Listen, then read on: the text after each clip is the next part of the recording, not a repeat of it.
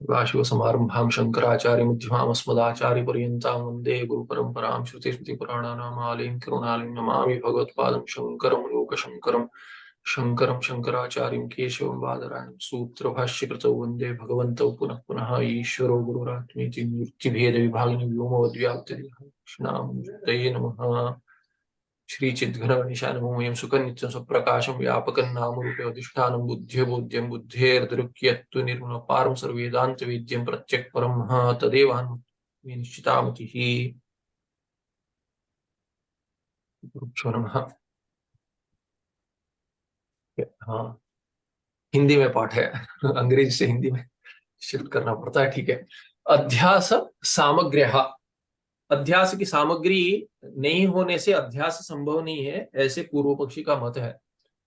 पूर्व पक्षी कहता है कि रज्जू अगर सर्प दिख रही है तो उसके लिए सामग्री की आवश्यकता है। जैसे कोई भी पकवान बना रहे, आप खाना पका रहे, उसके लिए सामग्री की आवश्यकता है। तो कुछ भी अगर कार्य हो रहा है तो उसके लिए कारण की अपेक्षा है।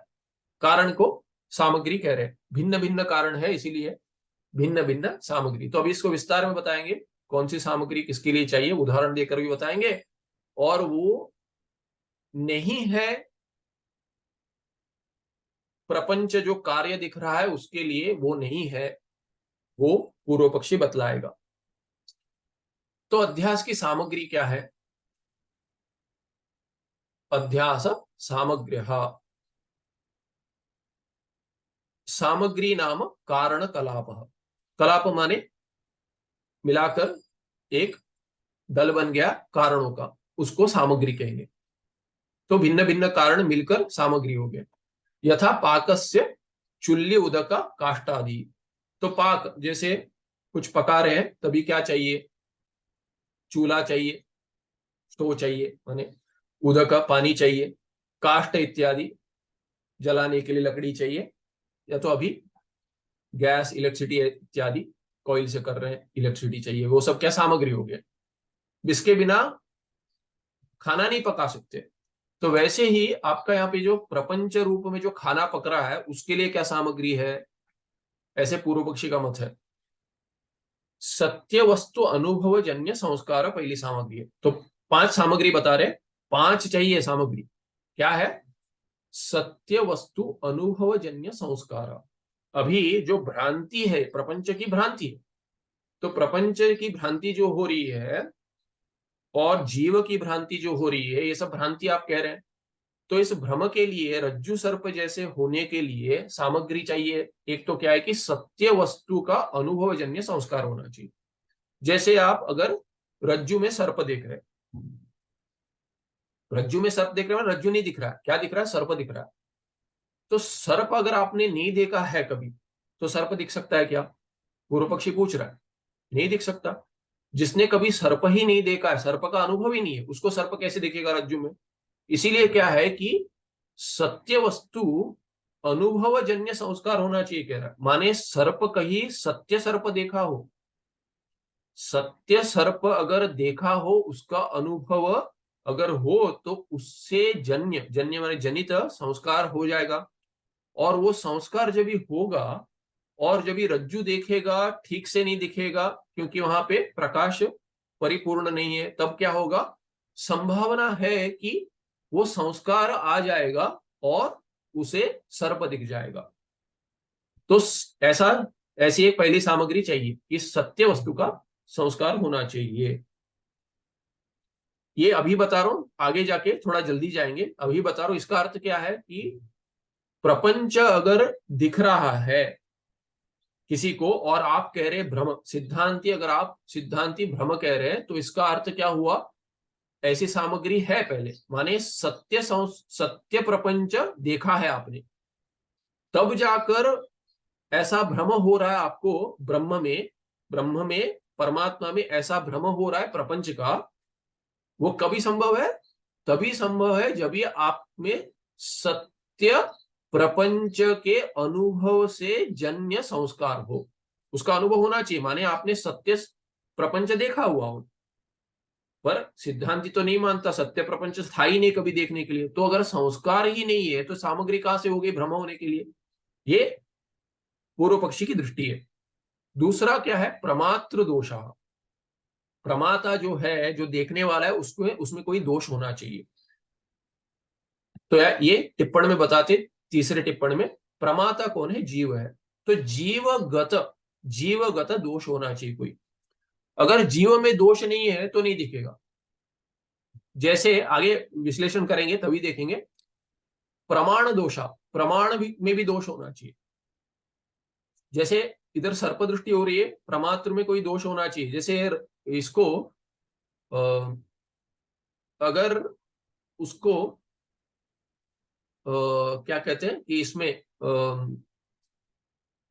उसको अगर रजत दिख रहा है, शुक्तिका में रजत दिख रहा है, तो शुक्तिका में रजत देखने के लिए प्रमाता का दोष क्या होगा? उसमें रजत का लोभ होना चाहिए कि मुझे रजत चाहिए, ऐसा लोभ संस्कार होना चाहिए ऐसा।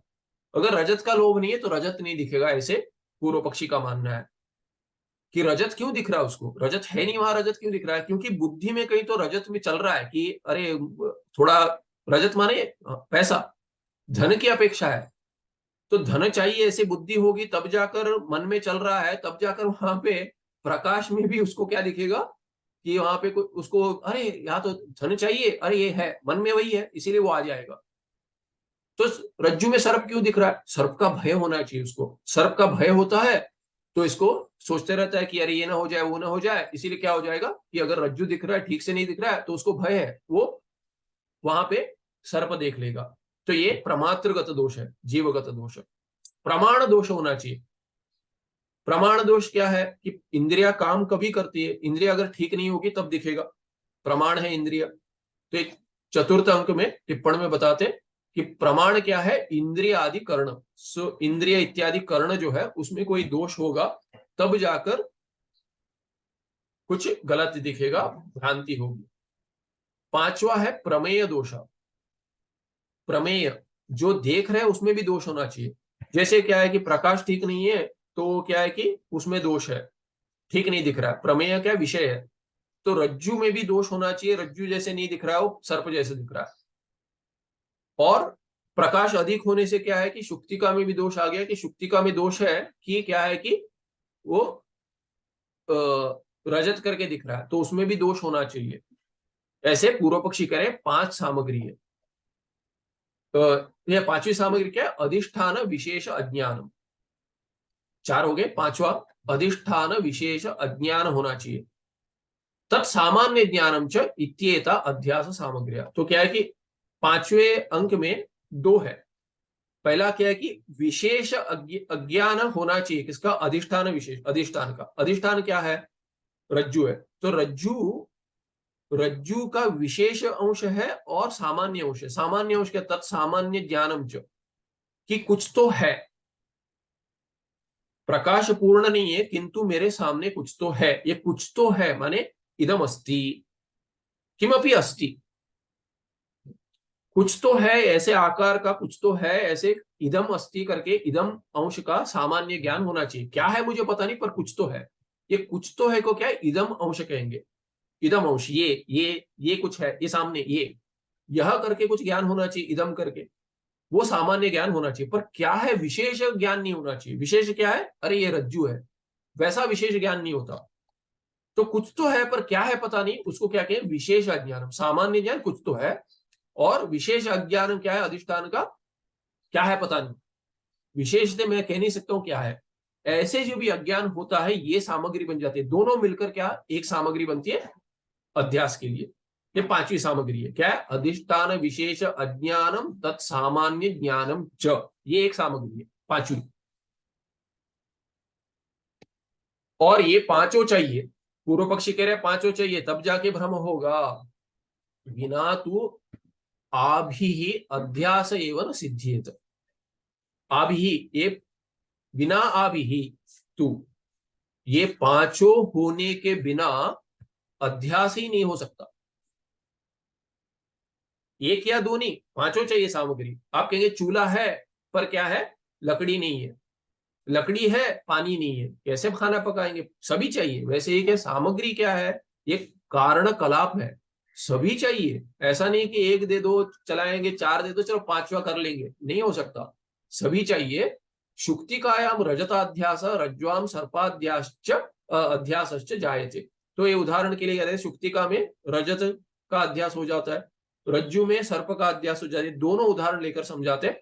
सच यस्य परमार्थ सत्य रजत सर्पाद्यनुभव आहित संस्कारो वर्तते तस्य एव जायते। यह अध्यास किसमें उत्पन्न होता है? जिसमें यस्य, जिसके जिसके लिए, जिसको क्या है? परमार्थ सत्य रजत, परमार्थ सत्य रजत। ये पारमार्थिक में माने परमार्थ है हमारे लिए व्यावहारिक, सिद्धांत के लिए व्यावहारिक, पर पूर्व पक्ष में व्यावहारिक करके कुछ नहीं है, परमार्थ है या तो अध्यास है। अद्वैत वेदांतिन जो है उसके लिए तीन सत्ता है। एक पारमार्थिक सत्ता है जो ब्रह्म की सत्ता है, आत्मा की सत्ता है, और किसी के पास नहीं है, वो नित्य सत्ता है, एक ही है, एकमेवाद्वितीय ब्रह्म, जो त्रिकाल अबाधित है, तीनों काल में अबाधित जो एक ही है, ब्रह्म एक वस्तु है। और बाकी सब भ्रम है कहते हैं, हाँ कहते हैं हम, किंतु क्या है कि ये स्वप्न जो भ्रम है या रज्जु सर्प जो भ्रम है उसको उदाहरण करके लेते हैं, इसीलिए उसको क्या कहेंगे हम? वो क्या है कि वो उसका जी उसकी सत्ता जो है वो भ्रम की सत्ता है। और बीच में जो सत्ता है उसको हम मानते हैं प्रपंच, जब तक ज्ञान उत्पन्न नहीं होता उसमें जो है, उसमें हम ना पारमार्थिक है और ना अध्यास है, ना ये क्या है कि भ्रम है। तो क्या है? तो उसको हम कहेंगे व्यावहारिक सत्ता, जिसको मिथ्या भी कहते हैं। तो ये व्यावहारिक सत्ता करके तीसरी सत्ता हम मानते हैं।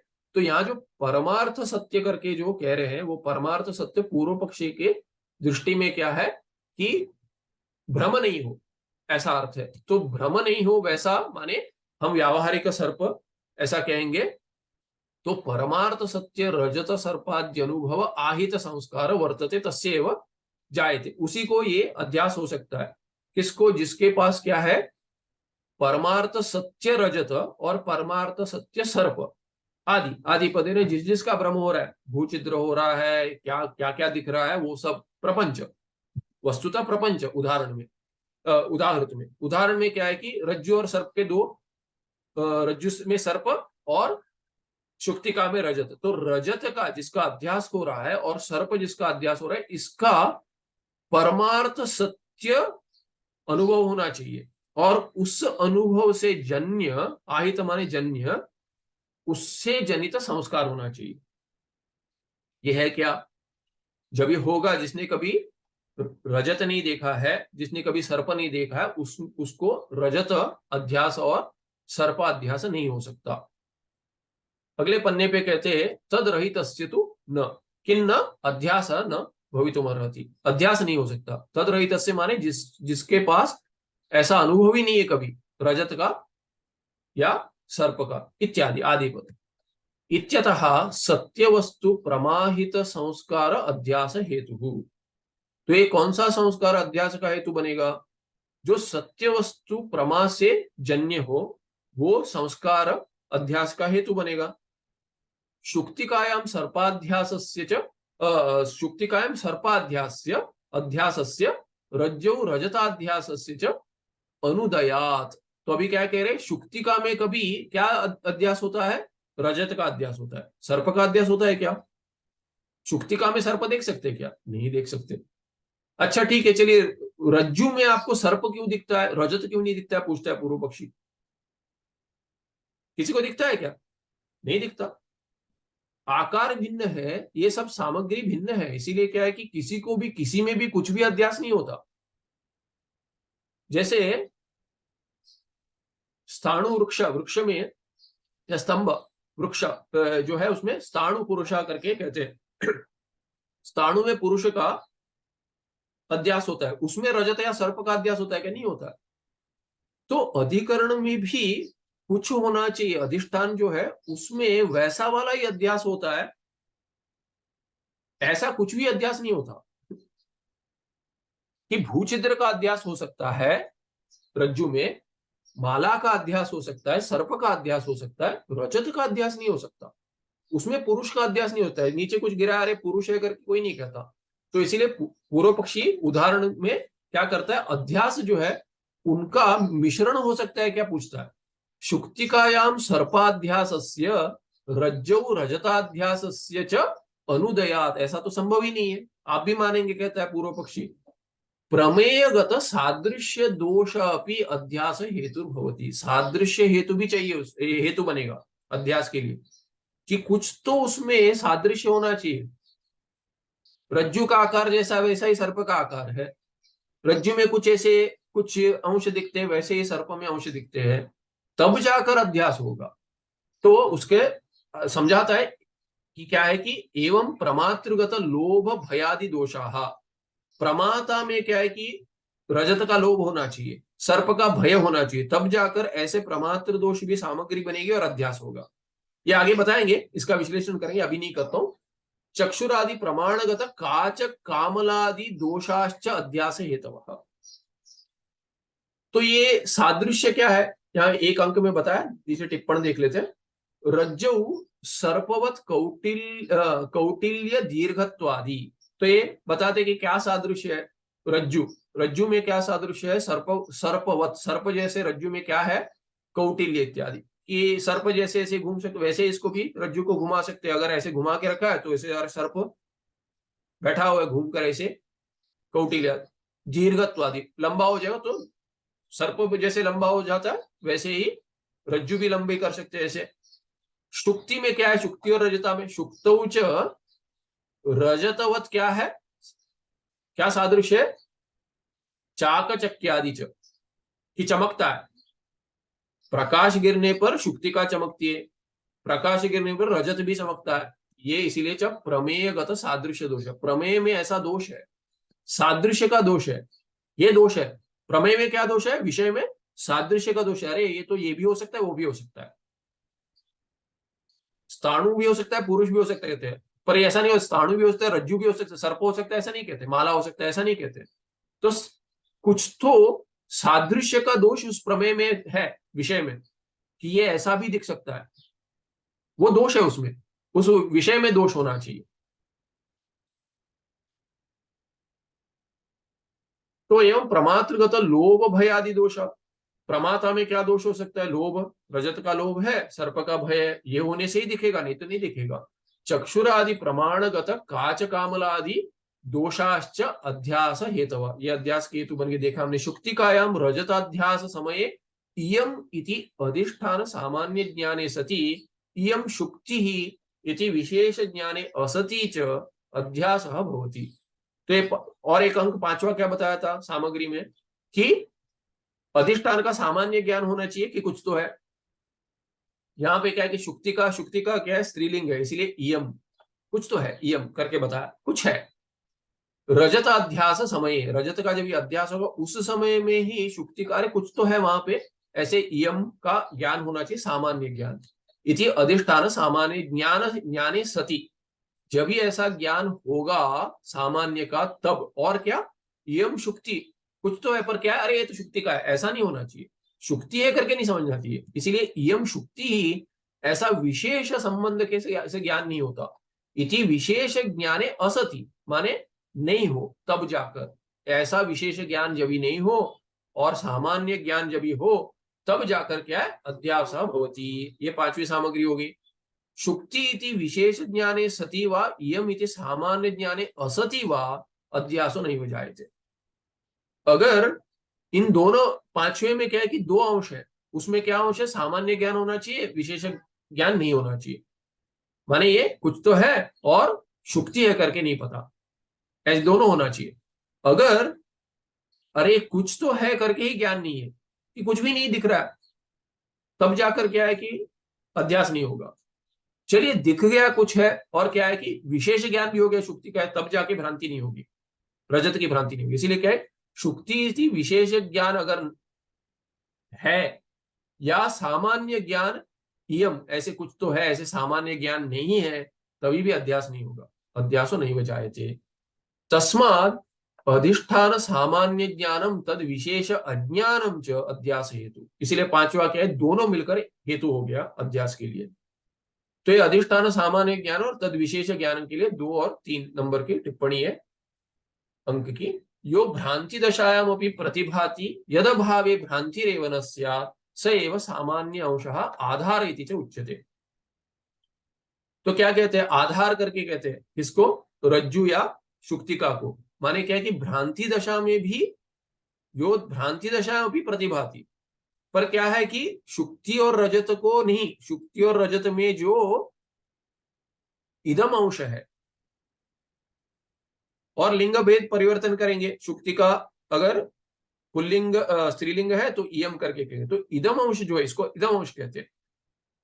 जो भ्रांति जब भी हो रही तभी भी दिखना ही चाहिए, कुछ तो है, उसके उसके आगे जाकर भ्रांति होगी, अरे ये तो सर्प है, ये तो रजत है, पर ये है ऐसे, जो ऐसे प्रतिभान जो होता, आभास होता है या ज्ञान होता है, ज्ञान, वो ज्ञान तो होना चाहिए, सामान्य ज्ञान होना चाहिए, यदा भावे, और जो नहीं हो तो भ्रांति ही नहीं हो सकती, भ्रांति रेव न स्यात्, उसको क्या कहेंगे, स एव सामान्य अंश, वो सामान्य अंश हो गया, इदम अंश कहते हैं, अध्यास भाष्य में इदम अंश करके आएगा, इदम अंश, और आधार करके कहते हैं, ये आधार हो गया, आधार इति च उच्यते, यह आधार है। यो भ्रांति दशायाम न भाति, क्या नहीं दिखता भ्रांति दशा में, शुक्ति अंश नहीं दिखता, और क्या है, रज्जु अंश नहीं दिखता। दूसरे उदाहरण में, यद भाने भ्रांति ही निशेषम नश्येत, और अगर उसका ज्ञान हो गया कि अरे शुक्ति है, ये रज्जु है, ऐसा अगर ज्ञान हो गया तो ना ही रजत की भ्रांति हो सकती है, ना ही सर्प की भ्रांति हो सकती है, उसका नाश हो जाएगा। स एव विशेष अंश, उसको विशेष अंश कहेंगे, रजत को विशेष अंश कहेंगे, और सर्प को, रज्जु को भी विशेष अंश कहेंगे उदाहरण में। और क्या कहते हैं, अधिष्ठानम, उसको अधिष्ठान भी कहते हैं, अधिष्ठानम इति च उच्यते, इसीलिए कहेंगे आधार और अधिष्ठान में भेद कर दिया। इदम अंश जो है रज्जु का या शुक्तिका का, उसको क्या कहते हैं, आधार कहते हैं, और जो विशेष अंश है शुक्तिका या रज्जु, उसको क्या कहें, अधिष्ठान करके कह दिया। दोनों मिलकर आधार अधिष्ठान करके प्रयोग होता है, पर अगर भेद बनाएंगे तो आधार तो इदम अंश ही आधार है, क्योंकि उसमें भ्रांति भी हो सकती है, तभी अधिष्ठान नहीं रहता, अधिष्ठान की जगह ये आरोपित हो जाता है, अध्यस्त हो जाता है, तो ये भेद बनाया। आगे क्या कहते हैं, पूर्वोक्त सामग्रीणाम पंचानाम अन्यतम अभावे न अध्यास सिद्ध्यति। अन्यतम, तम प्रत्यय, अन्यतम ये कभी आता है कि भूतों में जब एक होगा तभी उसको अन्यतम कहेंगे, दोनों में एक हुआ तो अन्यतर कहेंगे, तो अन्यतम माने दो से अधिक है, उनमें कोई एक भी अगर नहीं होगा, पूर्वोक्त सामग्री कितने, पांच है, पंचानाम अन्यतम अभावे, एक भी अगर नहीं होगा तो क्या होगा, न अध्यास सिद्ध्यति, अध्यास न सिद्ध्यति, नहीं वह सिद्ध्यति, नहीं होगा। जैसे क्या है कि अभी कहते हैं कि अध्यास की सामग्री क्यों बता रहे हैं हम भ्रम के लिए, कहते हैं ये सामग्री क्या है, कारण कलाप है। जैसे आप देखिए, घटोत्पत्तो कुलाल दंड चक्र मृत सलिलादय सामग्र्यः, कि घट बनाने के लिए घटकार को क्या चाहिए, उसको कुलाल होना चाहिए, वो बनाने वाला पहले होना चाहिए, कुलाल ही नहीं हुआ तो कौन कौन घट बनाएगा, तो निमित्त कारण चाहिए वो। दंड है, चक्र है, दंड चक्र घुमाने के लिए, चक्र होगा दंड नहीं होगा तो भी चक्र घुमा नहीं सकेंगे, तो कहां पे मिट्टी रखेंगे, मिट्टी भी चाहिए, तो ये मिट्टी भी, तो बाकी सब क्या है कि दंड चक्र इत्यादि क्या हो गए, ये हो गए सहकारी कारण। और मृत क्या है, मृत ये क्या है कि परिणाम लेगा घट के रूप में, इसीलिए वो हो गया एक कारण की क्या है कि उसी को उपादान कारण कहते हैं, तो उपादान कारण और बाकी सामग्री भी चाहिए, तो इस सामग्री में तीनों कारण, निमित्त, उपादान और सहकारी कारण आ गए, सलिल आदि, पानी भी चाहिए जिसको जोड़कर बनाएंगे सब, तो ये सब क्या है कि सामग्री है। यथा एतेषाम अन्यतमाभावे नैव उत्पद्यते घटः तथा अध्यास सामग्रीणाम अन्यतमाभावे अपि अध्यासो न उत्पद्येत। तो जैसे कुलाल नहीं होगा, दंड नहीं होगा, या चक्र नहीं होगा, मृत नहीं होगा, सलील नहीं होगा, तो भी घट की उत्पत्ति नहीं हो सकती, वैसे ही ये पांचों सामग्री जो है, प्रमात्र, प्रमेय और प्रमाणगत दोष, विशेष ज्ञान का अभाव अधिष्ठान का, और सामान्य ज्ञान का भाव, और क्या है कि सादृश्य। ऐसे 5 दोष, अगर 5 सामग्री नहीं होंगे तो भ्रम उत्पन्न नहीं होगा, अध्यास उत्पन्न नहीं होगा। तस्मात् पूर्वोक्तानां पंचानां सामग्रीणाम आवश्यकत्वात् तासां सर्वासां सत्त्वे एव अध्यासः जायेत न अन्यथा। इसलिए 5 होने सामग्री होंगे तब जाकर अध्यास होगा, ये पूर्व पक्षी ने बता दिया। ये तो सिद्ध हो गया पूर्व पक्षी के दृष्टि में। अभी ठीक है, होने दीजिए वैसा। तो आप क्या कहना चाहते हैं, अध्यास में नहीं है ये? तो वो कहता है बंधाध्यास प्रथम सामग्री अभाव। अभी बता रहा है कि आपके जो बंध है, जो अध्यास है, प्रपंच बंध रूप में जो है और जीव रूप में जो बद्ध है जीव, उसके लिए भी 5 सामग्री है ही नहीं। तो इसलिए एक एक करके बतला रहा है कि बंधाध्यास प्रथम सामग्री अभाव, पहला सामग्री नहीं है। पहली सामग्री सादृश्य जो बता रहे हैं, सादृश्य नहीं, सत्य अनुभाव, सादृश्य नहीं, सत्य। हाँ, तो एक सामग्री मैंने दोष के बता दी दोबारा। तो पहली सामग्री क्या थी, सत्य अनुभव जन्य संस्कार होना चाहिए। जो भ्रम का विषय है उसका पहले सत्य अनुभव होना चाहिए, उससे जन्य संस्कार होना चाहिए। तो ये पहली सामग्री है, और ये बंधाध्यास में नहीं है करके बता रहे हैं। क्यों? बंध कभी तो सत्य होना चाहिए, तब जाकर ये अध्यास, ऐसे अध्यास के लिए सामग्री बनेगा संस्कार के रूप में। तो बंध से अध्यस्तत्व साधक नैको अपि हेतु संभवती, एक भी हेतु नहीं है कह रहा। बंध से अध्यस्तत्व साधक, कि बंध क्या है कि अध्यस्त है, बंध अध्यस्त है जीव में। ऐसे साध्य के लिए क्या है कि साधक कोई उपाय चाहिए, हेतु चाहिए, वो नहीं है। एक भी हेतु नहीं है बंध का भ्रम होने के लिए, अध्यास होने के लिए। अध्यस्त माने अध्यास कार्य, जो विषय है, बंध जो है अध्यास का कार्य, अध्यास भी कहते हैं उसको, अध्यस्त कहते हैं। तो ये क्या है कि इसके लिए एक भी हेतु नहीं कह रहा। तथा ही कैसे, तथा ही यदि अन्यत्र कदाचित सत्यबंध अनुभूता स्यात् तदा तत्प्रमा अनुभवजन्य संस्कारवशात् आत्मनि बंधाध्यासो जायेत। कहता है बंध कभी कभी किसी काल में सत्य होता, तब जाकर उसके अनुभव से, बंध के अनुभव से क्या होता, सत्य बंध के अनुभव से संस्कार रह जाता, और उस संस्कार से मिथ्या बंध, अध्यास रूप, भ्रम रूप में बंध प्रकाशित हो जाता, ऐसे सिद्ध हो जाता, कार्य उत्पन्न हो जाता। पर कभी सत्य बंध का अनुभव हुआ ही नहीं है। आपके सिद्धांत में है क्या, वेदांत में कहीं सत्य बंध मानते हैं क्या, कि जिसका अनुभव रह जाए, संस्कार छोड़ जाए? तो तत्प्रमा अनुभवजन्य, ऐसे कोई प्रमा, सत्य का ज्ञान जो है, सत्य वस्तु का ज्ञान क्या है, प्रमा है, भ्रम नहीं है। तो ज्ञान में भी दो हमने देखा था, प्रमा रूप ज्ञान और भ्रम रूप ज्ञान। भ्रम रूप ज्ञान के लिए प्रमा रूप ज्ञान पहले होना चाहिए, उससे जन्य संस्कार होने, तब जाकर भ्रम रूप ज्ञान सिद्ध होगा। तो तत्प्रमा अनुभव जन्य संस्कार वशाद आत्मनि बंधाध्यास हो जाएगा। आत्मा में बंध रूप अध्यास कब होगा, जब ही संस्कार होगा बंध का। वो बंध का संस्कार कैसे उत्पन्न होगा, सत्य बंध के अनुभव से होगा। न तो तरस्ती, ऐसा तो है ही नहीं, सत्य बंध करके कुछ है ही नहीं। वेदांत सिद्धांते आत्मना अन्यस्य सर्वस्यापि मिथ्यात्वेन सत्यस्य वस्तुना अणुमात्रस्यापि अभाव निश्चयात्। क्यों नहीं हो सकता? क्योंकि सिद्धांती क्या कह रहा है, सिद्धांत तो यही है कि आत्मा से भिन्न कोई वस्तु है ही नहीं। बंधा आत्मा है क्या? नहीं है। तो बंधा आत्मा से भिन्न हो गया, उसका सत्य, उसकी सत्यता कभी थी ही नहीं, कभी भी सत्य बंध था ही नहीं, क्योंकि मिथ्या है। तो बंध तो मिथ्या है, सर्वस्यापि मिथ्यात्वेन सत्यस्य वस्तुना अणुमात्रस्य अपि, कोई भी भिन्न सत्य वस्तु है ही नहीं आत्मा को छोड़कर, ब्रह्मात्मा को छोड़कर। इसीलिए क्या, ऐसा अभय का निश्चय हो गया है वेदांत में। इसीलिए बंध, सत्य बंध का अनुभव कभी हो ही नहीं सकता। उसका संस्कार कहां से होगा, जन्य संस्कार। तो सामग्री कैसे होगी भ्रम के लिए, बंध भ्रम के लिए?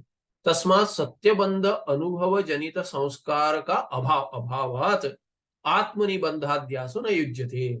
तो एक सामग्री तो आपके पास है ही नहीं, पहली वाली नहीं है कि सत्यबंध का अनुभव जनित संस्कार नहीं होगा। क्यों? क्योंकि सत्यबंध है ही नहीं, तो उसका अनुभव कभी हुआ ही नहीं। अनुभव हुआ नहीं तो उससे जन्य संस्कार कैसे होगा? है ही नहीं, संस्कार नहीं है तो पहली सामग्री है ही नहीं। अगर है नहीं तो आत्मा में बंधाध्यास कैसे हो जाएगा? न युज्यते, संभव ही नहीं है। चलिए द्वितीय हो सकता है क्या? द्वितीय तृतीय सामग्री अभाव, द्वितीय और तृतीय दोनों एक साथ ले रहे। प्रमातृ और प्रमाण दोषोपि बंधाध्यास कारण भाव न भजतः, कि प्रमातृगत जीवगत माने दोष ये नहीं हो सकते, और प्रमाणगत दोष इंद्रियादि कारण में दोष नहीं हो सकते, ये दिखला रहा है। ये बंधाध्यास का कारण है और वो कारण नहीं हो सकते कह रहे हैं। क्यों? प्रमात्रादि निखिल प्रपंच, प्रमाता तो कौन है? जीव है। प्रमाण भी क्या है? इंद्रिय इत्यादि है। ये भी क्या है कि प्रपंच के अंतर्गत है, क्योंकि क्या क्या प्रपंच के अंतर्गत है? ब्रह्म को छोड़कर सभी प्रपंच रूप में ही है। तो क्या कह रहे? प्रमात्रादि निखिल प्रपंच, निखिल माने संपूर्ण, संपूर्ण प्रपंच क्या है? प्रमात्र प्रमाण इत्यादि क्या है? अध्यास रूप इति, सब अध्यास रूप। सच अध्यास एवं बंध इति च वेदांत सिद्धांत। तो ये बंध क्या है? बंध क्या है? प्रपंच ही बंध है। तो ये प्रपंच क्या है? ब्रह्म से भिन्न जो है वो प्रमाता हो, प्रमाण हो, ये सब बंध ही है। तो सच अध्यास एवं बंध इति च वेदांत सिद्धांत, ये वेदांत का सिद्धांत है। तो चतुर्थ में कहते हैं टिप्पणी में, चैतन्य रूप ब्रह्मण अन्यस्य अज्ञान तत्कार्य भूत स्थूल सूक्ष्म प्रपंचस्य द्वैत मात्रस्य सर्वस्यापि दृश्यस्य चैतन्ये ब्रह्मणि अध्यासः, अध्यास अध्यस्ततया अंतःकरणात्मक प्रमातु इंद्रियात्मक प्रमाणस्य च दृश्यांतर्गतत्वेन प्रमातृ प्रमाणे अपि अध्यस्ते एव। तो क्या कह रहे हैं? ये क्या है कि प्रमाता और प्रमाण भी अध्यस्त ही है, ये सिद्ध कर रहे हैं टिप्पण में। प्रमाता और प्रमाण भी अध्यस्त है। क्यों? क्योंकि चैतन्य रूप ब्रह्म से व्यतिरिक्त जो है वो सब प्रपंच में आ गए, मिथ्या प्रपंच में आ गए। तो ये प्रमाता और प्रमाण भी क्या है? चैतन्य तो नहीं है। प्रमाता चैतन्य नहीं है, प्रमाण भी चैतन्य नहीं है। क्योंकि प्रमाता कौन है? जीव है। जीव कौन है? सूक्ष्म शरीर से जुड़ा हुआ है, फिर स्थूल शरीर से जुड़ा हुआ है। इसीलिए वो क्या है कि वो चैतन्य स्वरूप नहीं है, चैतन्य का मिश्रण हो गया है। इसीलिए क्या है? वो सब मिथ्या हो गया। चैतन्य रूप ब्रह्मण अन्यस्य अज्ञान तत्कार्य भूत। तो क्या है कि अज्ञान कौन क्या है? अज्ञान तो चैतन्य नहीं है, उससे भिन्न है, अन्य है। तो ये पंचमी है। चैतन्य रूप ब्रह्मण पंचमी है, षष्टी में भी हो सकता है, पंचमी है। उससे अन्य क्या है? उससे अन्य अज्ञान है, और अज्ञान का तत्से अज्ञान। तो अज्ञान कार्य तत्कार्य, अज्ञान कार्य भूत, उस रूप में क्या है? स्थूल और सूक्ष्म है। क्या है? वो सब प्रपंच ही है। स्थूल प्रपंच भी है, सूक्ष्म प्रपंच भी है। तो अंतःकरण भी सूक्ष्म प्रपंच में भी आ गया, स्थूल प्रपंच में बाह्य प्रपंच भी आ गया, अपना स्थूल शरीर भी आ गया। इसीलिए सब क्या है कि प्रमाता जिससे बन रहा है और प्रमाण इंद्रिय भी जिससे बन रहे, ये सब क्या है कि ये चैतन्य रूप ब्रह्म आत्मा से भिन्न ही है। इसीलिए क्या है कि द्वैत है, द्वैत मात्र से सर्वस्यापि।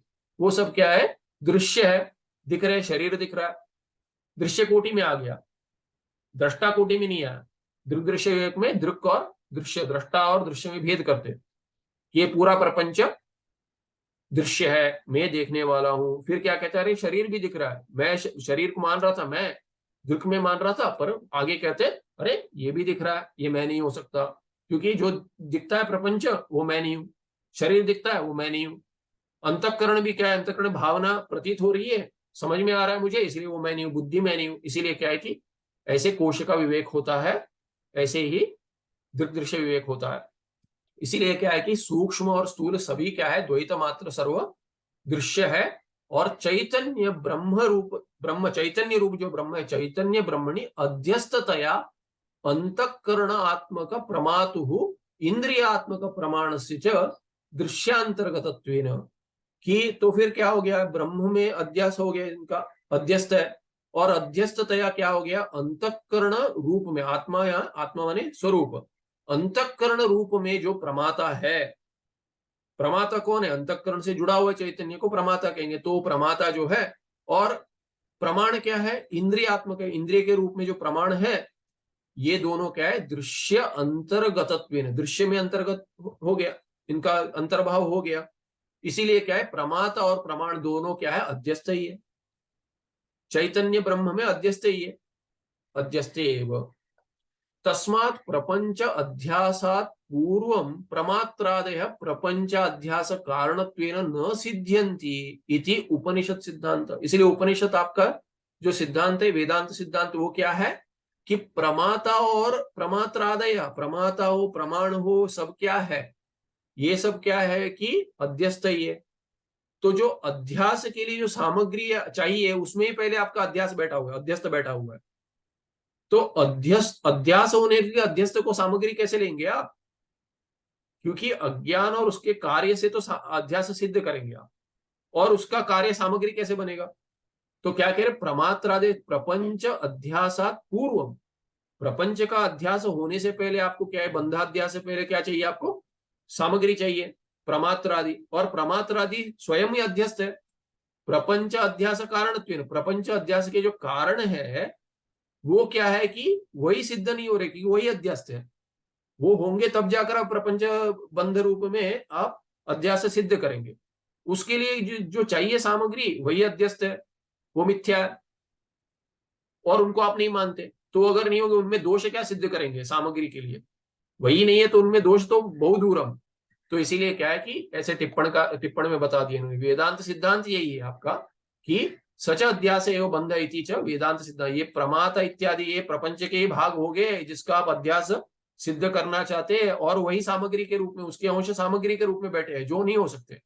सामग्री होगी तब जाकर आपका पकवान बनेगा, वो पकवान के अंतर्गत ही आपकी सामग्री होगी। जैसे सोचिए, खाना पका रहे हैं, और वो खाना जो है, वो कोई कहेगा, जैसे क्या है कि आप सोचिए खाना पकाना, अभी जैसे दही बनानी है, दही के लिए क्या चाहिए? वो दूध लेकर आइए, बना दूंगा क्योंकि, पर थोड़ा अंश दही का भी चाहिए, खट्टा नहीं तो कैसे बनाएंगे? हाँ, नींबू से बना दे वो छोड़ दीजिए, वो कड़वा होता है वो सब, वो मत सोचिए। ये सोचिए कि दही चाहिए, शुद्ध दही बनाने के लिए शुद्ध दही थोड़ा अंश चाहिए, जब जाकर आप दूध में डालकर उसको दही बनाएंगे। तो आपकी सामग्री आप क्या है? दही है, और दही बनाना चाहते वो है ही नहीं, इसमें तो मिथ्या है। आपका प्रपंच बनाने के लिए आपको प्रमाण, प्रमाता और प्रमाण चाहिए, और वो तो क्या है कि कार्य के अंतर्गत हो गए, ब्रह्म के अंतर्गत हो गए, मिथ्या जो आप बनाना चाहते हैं उसके अंतर्गत है, तो इसलिए नहीं होगा। ऐसे टिप्पण में अधिक विश्लेषण किया इन्होंने।